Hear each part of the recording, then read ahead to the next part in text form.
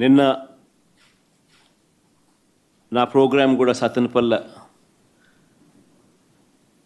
పల్నాడు ఏరియాలో నా ప్రోగ్రాం కూడా నిజంగా ఒక కర్ఫ్యూ పరిస్థితుల మధ్య ప్రోగ్రాం జరిగింది.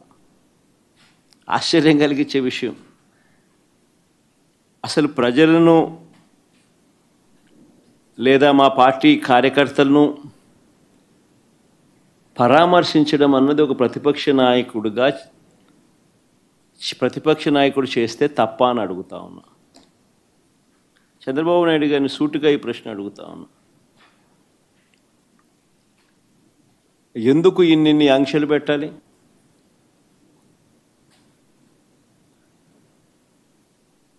ఎందుకు పోలీసులను ఎక్కడ పడితే అక్కడ పెట్టి ప్రోగ్రాంకి ఎవరు రాకూడదు అని చెప్పి ఆదేశాలు జారీ చేసి, ఎందుకు వచ్చిన వాళ్ళందరి మీద కూడా ఎక్కడికక్కడ కట్టడి చేసే కార్యక్రమం ఎందుకు చేయాల్సి వచ్చింది? చంద్రబాబు గారు నోట్లో నుంచి ఇటువంటి మాటలు వచ్చినాయి కాబట్టే ఎన్ని అడ్డంకులు క్రియేట్ చేసినా ప్రజల్లోనూ కార్యకర్తల్లోనూ ఒక విప్లవం వచ్చింది. నిన్న ప్రోగ్రాం ఎలా జరిగింది అన్నదానికి నేను చెప్పాల్సిన పనుల బహుశా నాకన్నా కూడా మీ అందరికీ కూడా ఎక్కువ అవగాహన ఉంటుంది. కానీ ఒక ప్రతిపక్ష నాయకుడు ప్రజలను కలవడానికి వెళ్ళినప్పుడు కానీ లేదా పార్టీ నాయకులను పరామర్శించడానికి వెళ్ళినప్పుడు కానీ ఎందుకు ఇలాంటి ఆంక్షలు విధించాలని అడుగుతా ఉన్నా. మొన్న పొగాకు రైతులకు సంబంధించి పొదిలి వెళ్తే నిజంగా అక్కడ కూడా ఆశ్చర్యం కలిగించే విషయం, పొగాకు రైతులు అష్టకష్టాలు పడతా ఉన్నారు. పండించిన పంటకు గిట్టుబాటు ధర రావడం లేదు. అలాంటి నేపథ్యంలో 2 ఆత్మహత్యలు జరిగాయి పరుచూరు, కొండేపిలో. ఇలాంటి పరిస్థితుల మధ్య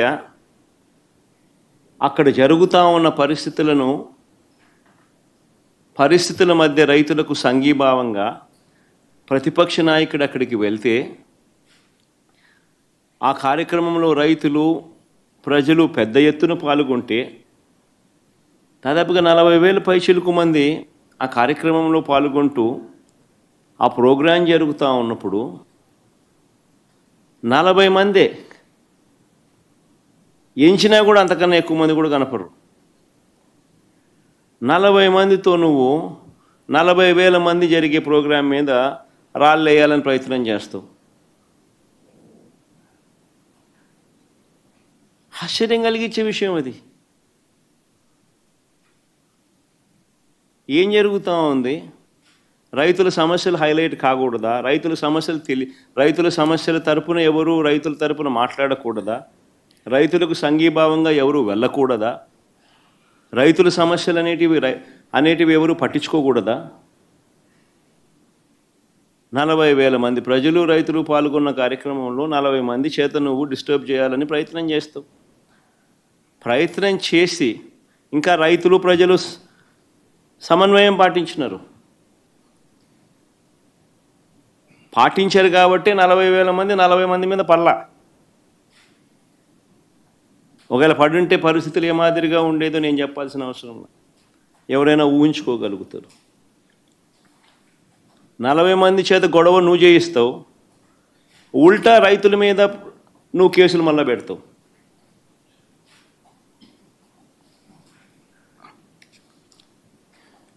నేను అడుగుతా ఉన్నా చంద్రబాబు నాయుడు గారిని, ఎందుకు ఇంత భయపడతా ఉన్నావు?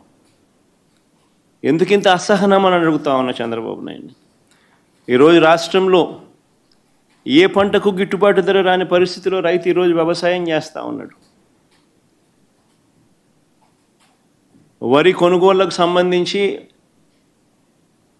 రైతు 300 రూపాయలు తక్కువ రేటుకు ధాన్యం మొన్న అమ్ముకోవాల్సిన పరిస్థితి దళారులకు. చంద్రబాబు నాయుడు గారి పుణ్యాన వరి దగ్గర నుంచి మిరప, పత్తి, జొన్న, కందులు, మినుములు, పెసులు, మొక్కజొన్న, సజ్జలు, రాగులు, వేరుశెనగ, అరటి, చీని, కొక్కో, ఇప్పుడు పొగాకు, మామిడి కూడా. ప్రతి పంట కూడా ఏ పంటకు కనీస మద్దతు ధర రావడంలా. రైతులు అష్ట కష్టాలు పడతా ఉన్నారు. ఈ మధ్యకాలంలోనే పల్నాడు జిల్లాలో 2 ఆత్మహత్యలు పొగాకు రైతులకు సంబంధించి పల్నాడు కొండేపిలో జరిగితే 2 రోజుల కిందట పల్నాడులో కూడా చిలకలూరుపేట నియోజకవర్గంలో, వినుకొండ నియోజకవర్గంలో 3, చిలకలూరుపేటలో 2, వినుకొండలో 1, మరో 3 ఆత్మహత్యలు చేసుకున్న పరిస్థితులు.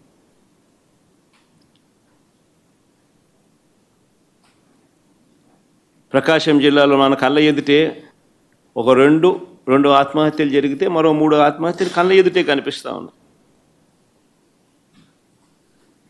అయినా కూడా ఈ ప్రభుత్వం పట్టించుకునే పరిస్థితి లేదు.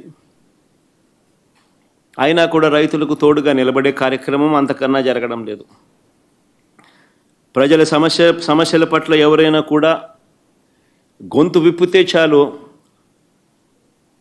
చంద్రబాబు నాయుడు గారు నోట్లో నుంచి వచ్చే మాటలు ఏ స్థాయిలో ఉన్నాయనంటే భూస్థాపితం చేస్తాడట. ఆశ్చర్యం కలిగించే విషయాలు. 76 ఏళ్ల వయసు ఆయన,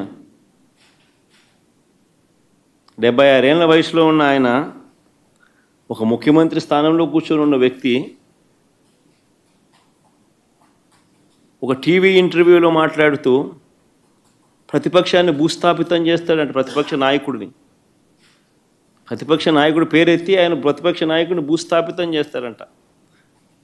ఆ ఎల్లో మీడియాకి సంబంధించిన ఓనర్, ఆ టీవీ ఓనర్ ఒకడు అడుగుతాడు, ఎప్పుడు భూస్థాపితం చేస్తామని. ఈయన అదిగో మొదలు పెట్టేశాను, చేస్తూ ఉన్నాను, త్వరలోనే చేసేస్తాను ఈయన అంటాడు. ఆశ్చర్యం. 76 ఏళ్ళ ముసలాయనైనా